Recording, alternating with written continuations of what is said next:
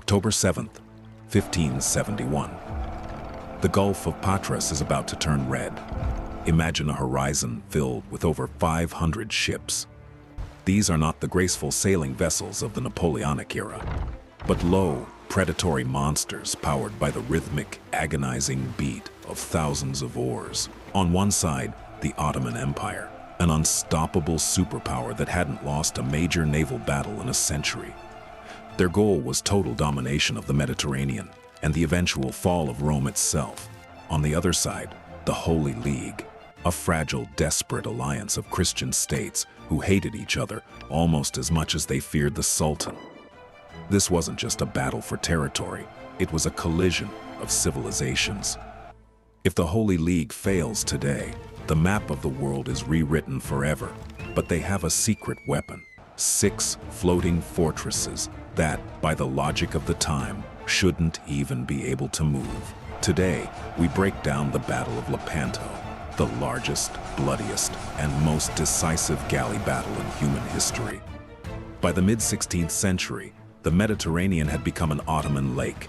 Under Suleiman the Magnificent and his successor, Selim II, the Turks pushed further west with every passing season. The tipping point was Cyprus. In 1570, the Ottomans invaded this Venetian-held island. The siege of Famagusta ended in a horror story that shocked all of Europe. The Venetian commander, Marco Antonio Bragadin, surrendered under a promise of safe passage. Instead, the Ottomans tortured him for 2 weeks and finally flayed him alive. Europe realized then that you cannot negotiate with this storm. You can only break it. Pope Pius V did the impossible, dragging Spain, Venice, and the Papal States to the same table. The result was the Holy League, but there was a problem. The commander, Don Juan of Austria, was only 24 years old, the illegitimate son of an emperor, brilliant and charismatic. He was under immense pressure. His own generals didn't trust him, and the Venetians and Spaniards were constantly at each other's throats.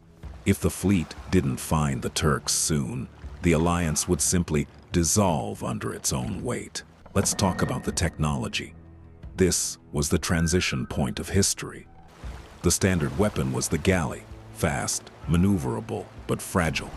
It carried a few heavy guns in the bow, but its primary weapon was the ram and the thousands of soldiers on board ready for boarding actions. The Ottomans had the best archers in the world. Their composite bows could rain thousands of arrows per minute, turning enemy decks into pincushions. But the Venetians brought a cheat code to the fight: the Galleass. Imagine a standard galley but bloated to incredible proportions. It was taller, slower, and packed with high-sided walls. Most importantly, it carried guns everywhere, on the sides, the bow, and the stern. It was a floating fortress. Don Juan's plan was simple but suicidal. He placed 6 of these galleasses miles ahead of his main line.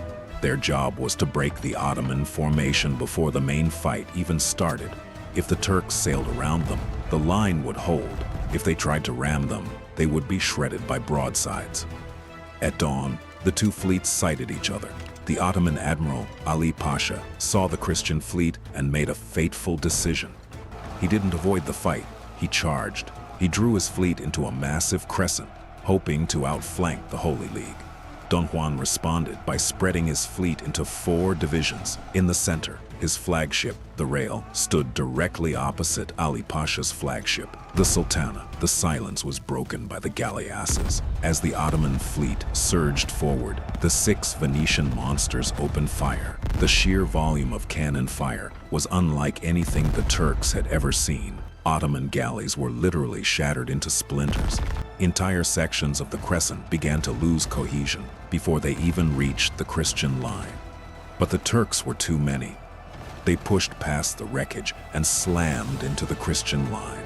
The battle became a series of floating land battles. Thousands of men jumped from ship to ship, The water turned a literal shade of crimson as bodies and splintered wood filled the gulf. In the center, the rail and the sultana crashed into each other. For hours, the two flagships were locked together, a bloody stage for the most intense fighting of the day. Don Juan himself was in the thick of it, sword in hand.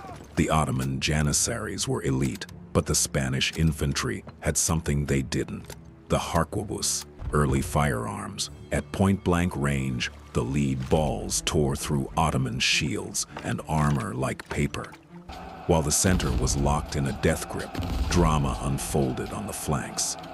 On the left wing, the Venetians under Agostino Barbarigo fought back to back, pressed against the shore.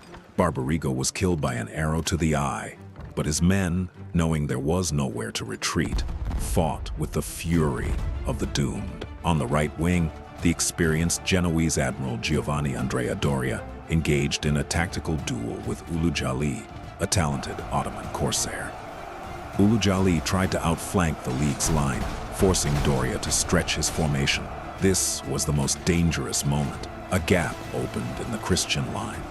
𝙁𝙤𝙬𝙬𝙬 instantly threw his ships into this breach, capturing the flagship of the Knights of Malta and slaughtering nearly everyone on board. It seemed the front was about to collapse. But this is where the discipline of the Holy League paid off.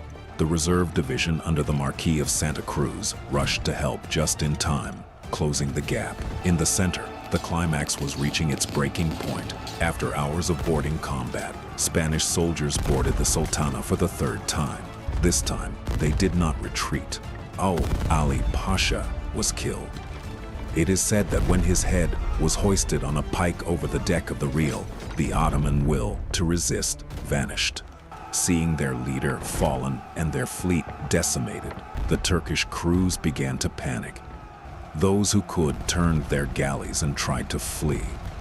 𝙁𝙤𝙬𝙬𝙬, seeing the center and left wings destroyed, managed to lead some of his ships away, becoming the only Ottoman commander to save his reputation that day. By late afternoon, the Gulf was a haunting sight. Out of nearly 300 Ottoman ships, over 200 were captured or sunk. The human cost was catastrophic, with around 30,000 Ottomans dead or captured.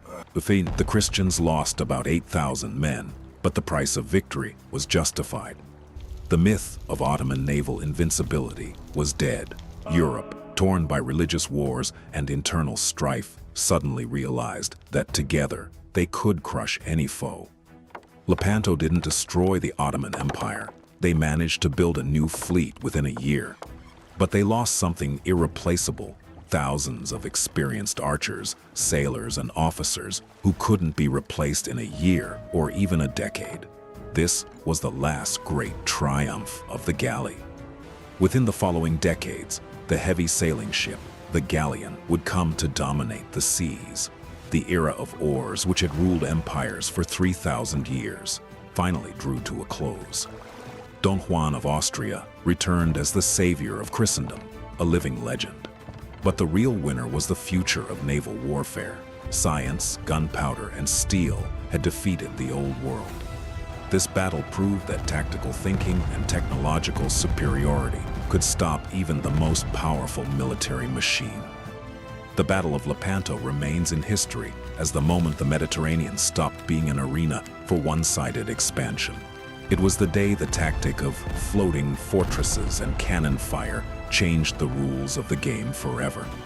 The Christian world gained a breathing space, and the Ottomans were forced onto the defensive at sea. For a viewer today, Lepanto is a reminder of how in one day, in one gulf, through the will of one young commander and the power of Venetian guns, the course of history was turned 180 degrees.